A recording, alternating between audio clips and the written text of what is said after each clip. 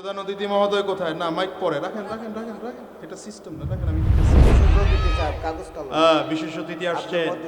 আচ্ছা আমি বলবো, বসেন, আপনি বসেন, আপনি বসেন। কই নাম কই বিশেষ অতিথি মহোদয়? আচ্ছা বিশেষ অতিথি আসছেন, কিন্তু সাবধান, ইসলামের বিরুদ্ধে কথা বললে 1% ছাড় দেওয়া হবে না।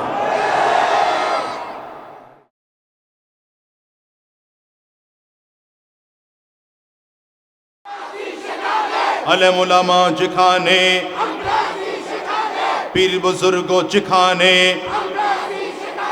মসজিদ মাদ্রাসা যেখানে, সুদ ঘুষ যেখানে, আল্লাহ কবুল করো, আমিন কান। আরো জোরে বলেন, চিল্লায় বলেন।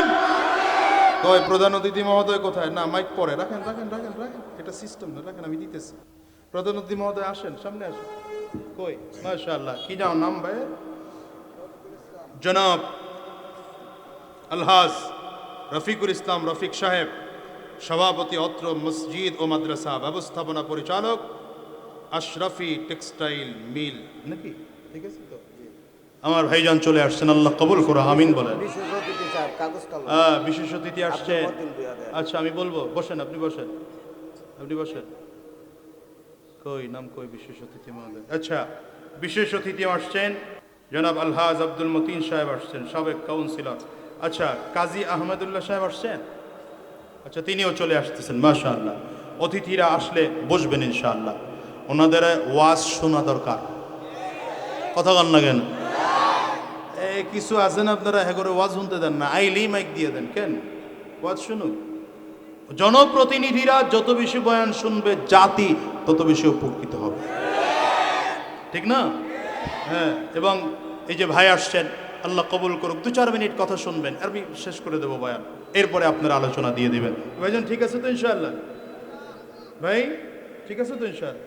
হ্যাঁ বাস মাশাআল্লাহ, দেখছেন সে রেডি, আল্লাহ কবুল করো, আমিন কান। তো যেটা বলছিলাম, ওলামায়ে কেরামদের পক্ষে না বিপক্ষে? দ্বীনের পক্ষে না বিপক্ষে? মুসলমানদের পক্ষে না বিপক্ষে? কোরআনের পক্ষে না বিপক্ষে? মুসলমানদের পক্ষে না ইসলামের পক্ষে? এখানে ছোট্ট কথা মনে রাখেন, আমরা এদেশ থেকে হিন্দু ভাইদের বিতাড়িত করতে চাই না।